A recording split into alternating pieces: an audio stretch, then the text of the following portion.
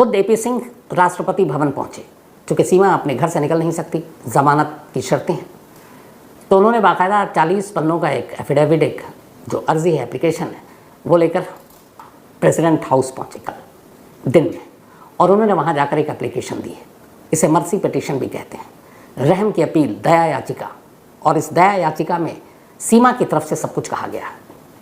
सीमा ने इस दया याचिका में कहा है, और जो नाम है उसमें एक तो वो मिसेस सचिन मीना, तो उसने इस दया याचिका में कहा है कि उसने सचिन मीना से हिंदू रीति रिवाज के तहत शादी की है, 4 बच्चे हैं उसके, और इसीलिए अब वो अपने पति के साथ रहना चाहती है और उसके ऊपर रहम किया जाए, और राष्ट्रपति जो देश की प्रथम नागरिक होते हैं वो उसे नागरिकता प्रदान करें, नागरिकता दें भारत की। ये एप्लीकेशन है। लेकिन इस एप्लीकेशन में उन पन्नों में बहुत सारी इंटरेस्टिंग चीज़ भी लिखी है सीमा हैदर की तरफ से।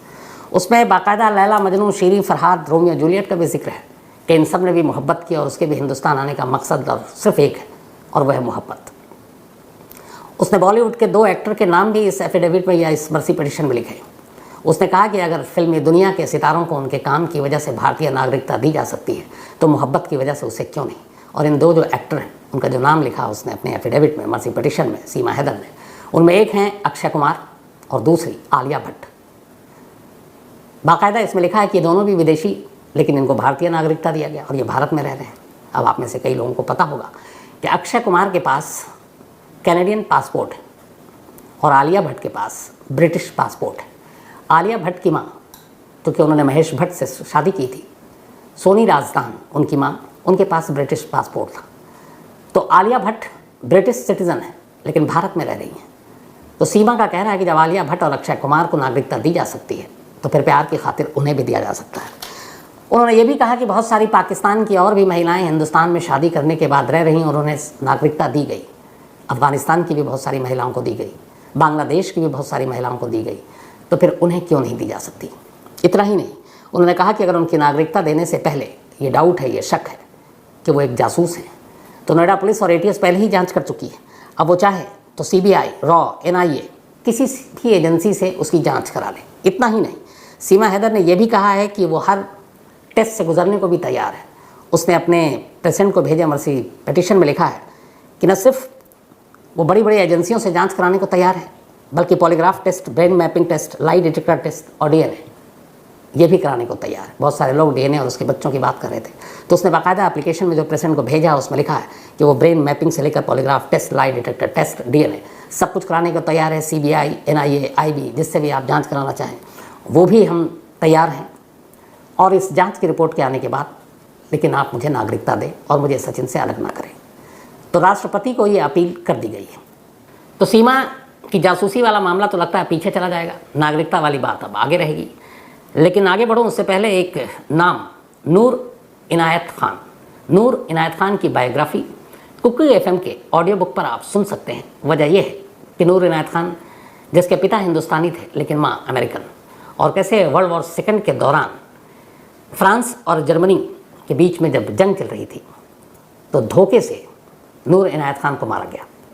पूरी डिटेल में नूर इनायत खान को एक नाम भी दिया गया था, स्पाई प्रिंसेस। तो बहुत ही इंटरेस्टिंग, मज़ेदार ये कहानी आप कुको एफएम के ऑडियो बुक पर सुन सकते हैं।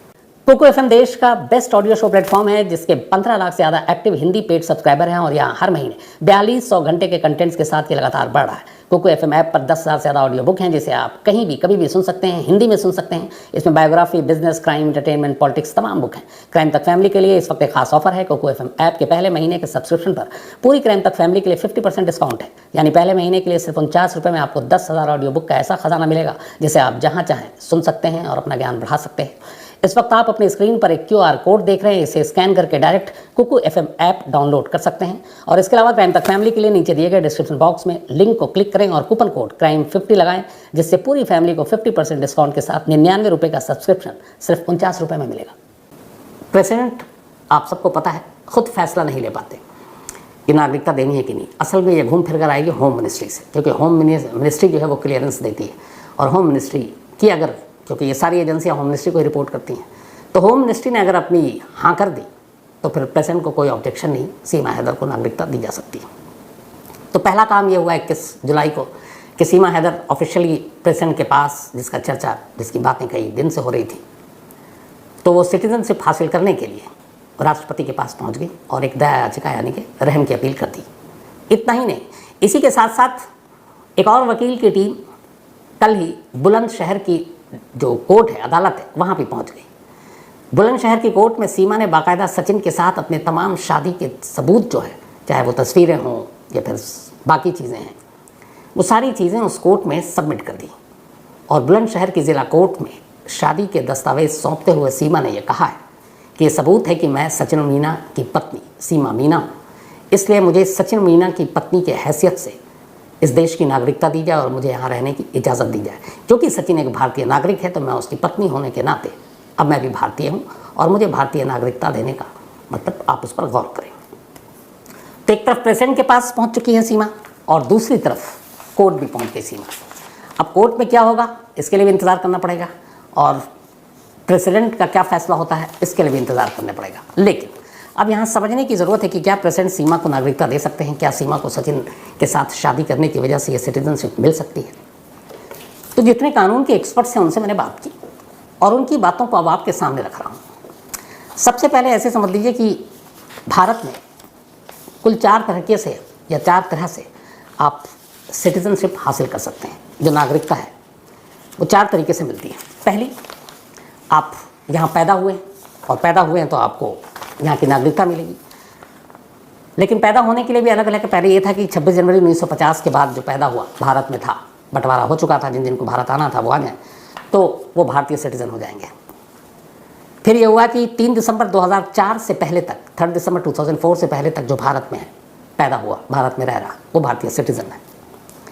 फिर आया कि एक रजिस्ट्रेशन के थ्रू आप भारतीय सिटीजनशिप हासिल कर सकते हैं। नंबर 2, अब जैसे कोई एक फॉरेनर इंडिया में रह रहा है, सपोज पाकिस्तानी है, अमेरिकन है, ब्रिटिश है, 7 साल तक लगातार वो भारत में रहता है, 7 ईयर कंटिन्यू अपना देश छोड़कर, तो फिर वो अप्लाई कर सकता है, रजिस्ट्रेशन कर सकता है कि मैं चूँकि 7 साल से यहीं हूँ और इन 7 सालों में मेरा जो पूरा बिहेवियर है वो बिल्कुल अच्छा रहा है, तो उस बिना पर वो एक नागरिकता के लिए एप्लीकेशन दे सकता है और उसकी उस नागरिकता को मंजूरी भी मिल सकती है अगर वो 7 साल तक रहा है।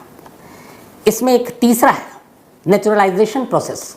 इसके थ्रू अगर आप किसी और देश के नागरिक हैं, सपोज आप अमेरिकन हैं, ब्रिटिश हैं, आपके पूर्वज भारतीय थे, आपके दादा नाना वो सब इंडियन थे, और उसके बाद आपका अचानक एक बार फिर मन करता है कि मैं अपनी मिट्टी में लौटता हूँ, अपने पूर्वजों की धरती पर वापस चलता हूँ, लेकिन आपके पास ब्रिटिश या फिर अमेरिकन पासपोर्ट है, तो फिर आप भारत आ सकते हैं क्योंकि आप पूर्वज आपके भारतीय हैं। लेकिन आने के बाद जैसे यहाँ एक है नंबर 2 में जो बताया कि 7 ईयर कंटिन्यू रहना है और फिर आप अप्लाई कर सकते हैं। लेकिन अगर आपके पूर्वज वंशज हैं यहाँ पर तो फिर आपको आने के बाद 12 साल तक रहना पड़ेगा, और अगर आप 12 साल तक रह लेते हैं तो उसके बाद फिर आप उस नागरिकता को त्याग दें जहाँ के आप हैं और फिर आप यहाँ की नागरिकता हासिल कर सकते हैं। इसके अलावा एक और तरीका होता है कि कोई बच्चा पैदा होता है, अब या तो माँ और बाप में से कोई एक इंडियन हो। अगर बाप इंडियन है, माँ फॉरेनर है, बेटा पैदा हुआ इंडिया में, तो वो फिर सिटीजनशिप उसको मिल जाएगी। या फिर ये है कि माँ इंडियन है, बाप विदेशी है, बच्चा यहाँ पैदा होता है, तो फिर आपको उस हिसाब से भी सिटीजनशिप मिल सकती है। लेकिन जो दूसरा विदेशी है फिर वो ऐसा है कि इलीगल तरीके से भारत में दाखिल ना हुआ हो। अगर इलीगल तरीके से वो भारत में दाखिल हुआ और फिर उसके बाद नागरिकता की डिमांड कर रहा है तो यहाँ पे गलत हो जाएगा, फिर नहीं दिया जाएगा। अब ये जो चारों चीज़ें आपको बताई, सीमा इसमें कहाँ फिट बैठती है? सीमा इसमें चौथे वाले में फिट बैठती है। सचिन इंडियन है, भारतीय सिटीज़न है, और सीमा का दावा है कि वो उसका पति है और उसने उससे शादी की है। तो अब शादी की है इसलिए उसको यहाँ की सिटीजनशिप मिल जानी चाहिए। लेकिन ये क्या इतना आसान है? इस पर कानून क्या कहता है? तो इस पर कानून के जानकार क्या कहते हैं? तो उसकी भी पूरी एक प्रक्रिया है, प्रोसेस है। वो क्या है? सचिन की पत्नी के नाते अगर वो नागरिकता हासिल करनी चाहती है तो उसको क्या क्या करना पड़ेगा? पहली चीज़, सबसे पहले सीमा को ये साबित करना पड़ेगा कि सचिन उसका पति है और उन्होंने हिंदू रीति रिवाज सनातन धर्म के हिसाब से शादी की है।